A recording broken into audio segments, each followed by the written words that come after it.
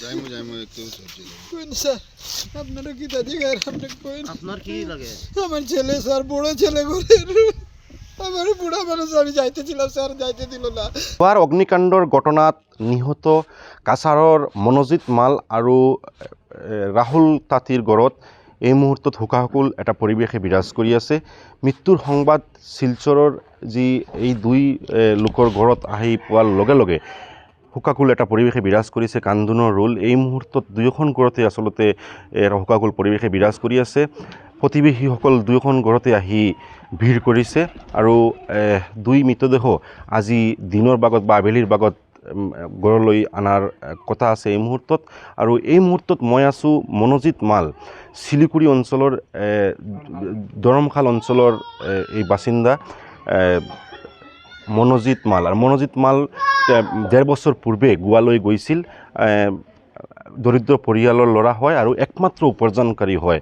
১.৫ বছৰ পূৰ্বে গোৱালৈ গৈছিল কামৰ সন্ধানত আৰু সেই সময়তে গৈ গোৱাৰ এই যিখন অভিশপ্ত নাইট ক্লাব, এই নাইট ক্লাবত কৰ্মচাৰী হিচাপে যোগ দিছিল। আৰু ৫ মাহ আগতে পৰিয়ালৰ লোকসকলে জনোৱা মতে ৫ মাহ আগতে নিজৰ বণ্টিৰ বিয়া আছিল। বণ্টিৰ বিয়া উপলক্ষে নিজৰ ঘৰলৈ আহিছিল। ঘৰলৈ আহি এই যি বিয়াৰ যিসমূহ কাম কাজ কৰি পুনৰ কৰ্মস্থলীলৈ উভতি গৈছিল, অৰ্থাৎ গোৱালৈ উভতি গৈছিল। আৰু এই মুহূৰ্তত তেওঁৰ যে মৃতদেহৰ খবৰ আহিছে আৰু এয়া হৈছে দৃশ্য।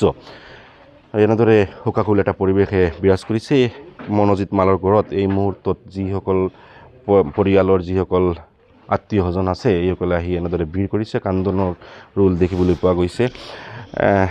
আন যিগৰাকী ব্যক্তিৰ মৃত্যুৰ খবৰ এই মুহূৰ্তত আহিছে তেওঁ হৈছে ৰাহুল তাঁতী। ৰাহুল তাঁতী গ'ল কাটাখাল গ্ৰাণ্টত, শিলচৰ যি কাটাখাল গ্ৰাণ্ট নামৰ যি চাহ বাগিচা আছে এই চাহ বাগিচাত। আৰু কাটাখাল গ্ৰাণ্টত তেওঁৰ গড় ঘটনাৰ আগদিনা এই ব্যক্তিজন অৰ্থাৎ ৰাহুল তাঁতী তেওঁৰ যি কামৰ উদ্দেশ্যে তেওঁ গোৱালৈ গৈছিল। আৰু যিদিনা এই অভিশপ্ত হোটেলখনত কৰ্মচাৰী হিচাপে কামত যোগ দিছিল সেইদিনাই অগ্নিকাণ্ডৰ ঘটনা সংঘটিত হৈছিল আৰু ৰাহুল তাঁতীৰ মৃত্যু হয়।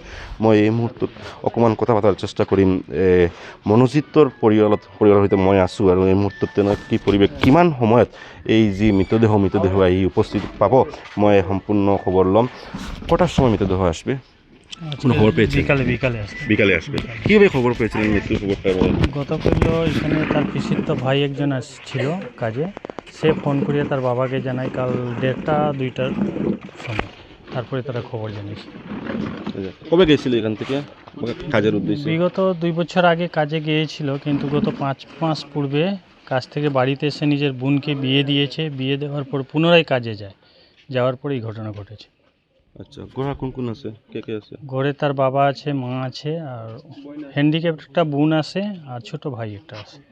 উপার্জনকারী আর কেউ আছে? আর কেউ নেই, একমাত্র উপার্জনকারী ওই ছিল। বাবা অসুস্থ মানুষ, সে কাজকর্ম করতে পারে না, ছেলের উপরেই ভরসা ছিল পরিবারে।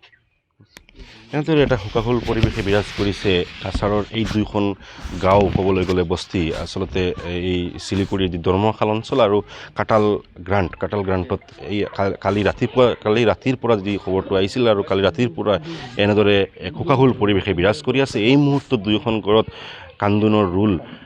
কান্দোনৰ ৰোলে আচলতে আকাশ পাতাল ভাৰী কৰি তুলিছে।